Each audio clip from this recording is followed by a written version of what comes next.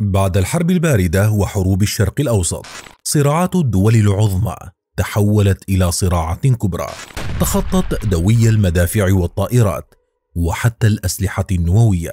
صراع خفي سلاحه الأكبر الدولار والليوان واليورو، والمكائد الاقتصادية حلت مكان تكتيكات الحروب. الدمار والحرائق باتت كوارث مالية تتحكم بالسياسة العالمية وتعين قادة الدول الكبرى. إنه واقع يعيشه العالم كله بلا استثناء، العالم الذي يحكمه خبراء الاقتصاد. إليكم الحلقة الثانية من سلسلة الفوضى الخلاقة على قناتكم ستيب فيديوغراف، تأتيكم بعنوان حروب المال والعملات الرقمية. صراعات وحروب كثيرة مرت عبر التاريخ، كان السيف والمدفع ثم الأسلحة النارية والطائرات والصواريخ يحددون الخاسر والرابح فيها ويقسمون موازين القوى بين الكبار. اليوم تغير كل ذلك، وباتت وسائل الحروب أسهل، لكنها حقيقة أشد فتكا وأكبر تأثيرا. فالمال عدو يتغلغل بالداخل ويفتك بالدول في أعماقها. إنها فوضى خلاقة بامتياز. بريطانيا تشعل الحرب. منذ القدم لعبت النقود دورا كبيرا في الحروب والصراعات، كما كان الملوك عبر التاريخ يتلاعبون بنسب المعادن الثمينة في النقود، كما كان الإقطاعيون يضعفون المخزون النقدي.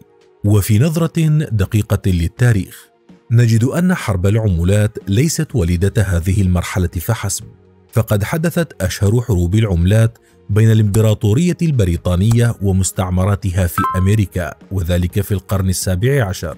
ففي سبيل إبقاء سيطرة الإنجليز على المستعمرات الأمريكية حدوا من ضخ النقود فيها ومنعوها في الوقت نفسه من سك عملاتها الخاصة، كما أجبروها على تبادل البضائع مقابل سندات دين إنجليزية تصرف فقط للحصول على سلع إنجليزية.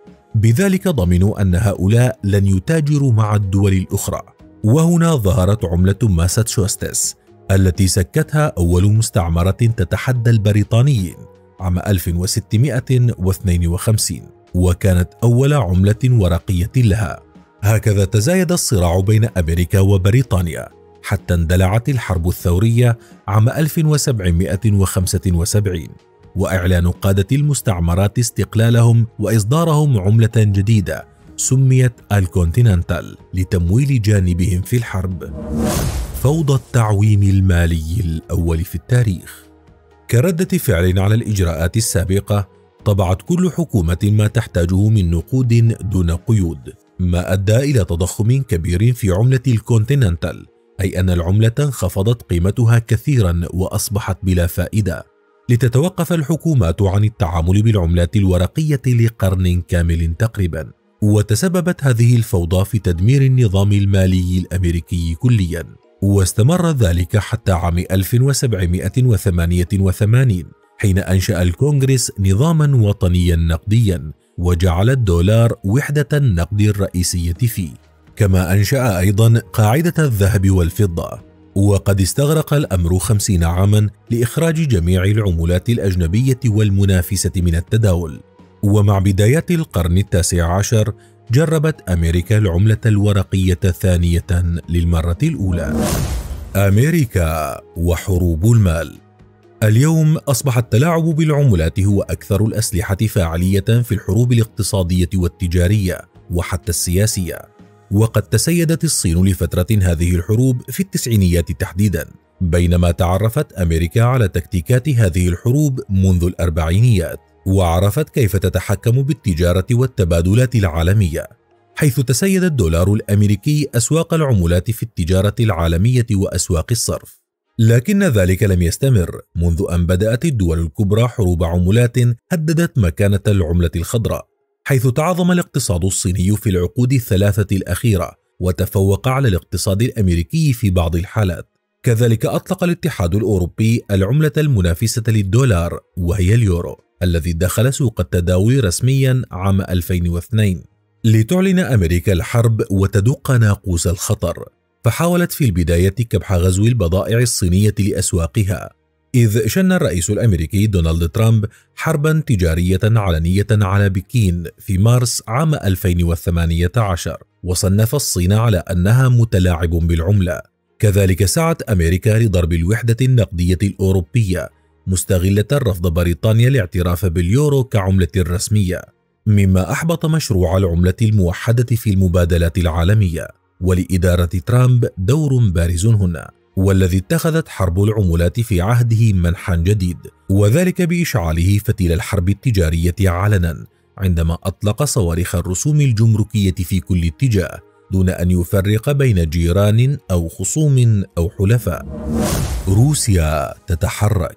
حققت روسيا نجاحا لافتا في حرب العملات، وذلك باعتمادها استراتيجية طويلة الأمد تعتمد على إلغاء الدولار في المعاملات المحلية والتجارة الدولية، وذلك للتحايل على العقوبات الأمريكية، خاصة بعد الحرب الروسية الأوكرانية، حيث استطاعت الشركات الروسية الكبرى مثل شركات النفط والغاز الاستغناء عن الدولار واعتماد اليورو والعملة المحلية وهي الروبل الروسي في تعاملاتها.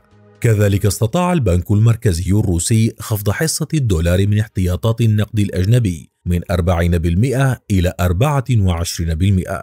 أيضا هبطت انحيازات البنك من الديون الأمريكية من 100 مليار دولار إلى أقل من 10 مليارات دولار، ومن موسكو إلى بكين، حيث كان وضع مجموعة هواوي الصينية العملاقة على القوائم السوداء من قبل أمريكا في محاولة لخنقها وإخراجها من الأسواق العالمية.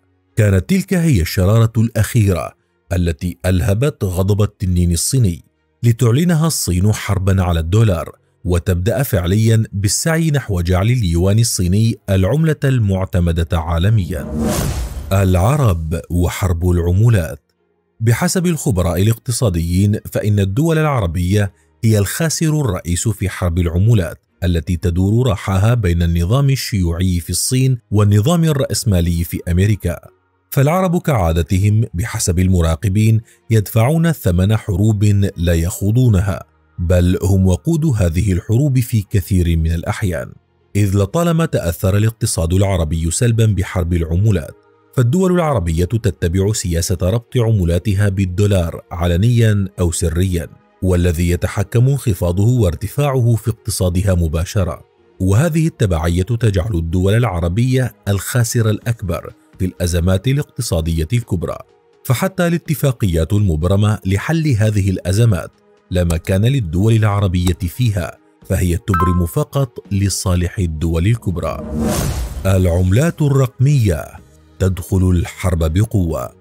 بعد أن استطاع الدولار الأمريكي إزاحة الجنيه الاسترليني، وبعد سنين طويلة من دولارة الاقتصاد العالمي، أدركت الدول الكبرى أهمية وجود بديل اقتصادي، وهذا ما يفسر سر الصراع المحموم على ساحة التداول الإلكتروني بعد إصدار العملات الرقمية والافتراضية، إذ تسعى أيدي خفية إلى حصر التداولات النقدية لصالح التداولات الإلكترونية، ما سيؤدي إلى انحسار إصدار الدولار الورقي لصالح العملات الرقمية المشفرة. وهنا ستكون السيادة لمن يهيمن على العملة الإلكترونية الأكثر تداولا على شبكة المعلومات العالمية. وقد وصل عدد العملات الإلكترونية المشفرة اليوم إلى حوالي 2000 عملة، تصدرها البيتكوين لفترة طويلة وما يزال إلى اليوم، حيث وصل سعر الوحدة منه إلى نحو 60,000 دولار، ليظهر الإثيريوم والسولانا والإفلانش والكاردانو. وتتحول حرب العملات إلى ساحة العملات الافتراضية، وظهر دورها الكبير في الحرب الروسية الأوكرانية، حيث استطاعت روسيا التهرب من العقوبات الاقتصادية المفروضة عليها عبر فضاء العملات المشفرة، وكذلك أوكرانيا، إذ ظهرت تكهنات في أن هذه الحرب بين الدولتين ربما تكون أول حرب تشفير في العالم، والتي برز فيها دور العملة المشفرة في تمويل النزاعات العنيفة أو غيرها. كما برزت أيضا إمكانية استخدام الدول والتنظيمات ثرواتها الافتراضية للتدخل في صراعات سياسية أو عسكرية في ظل إمكانية تسييس العملات المشفرة نفسها، إذ أصبح الإنترنت اليوم جزءا من عالم الحروب، تحديدا حروب المال والعملات، وهو الساحة الأبرز في فرض الفوضى الخلاقة الملائمة لإشعال هذه الحروب.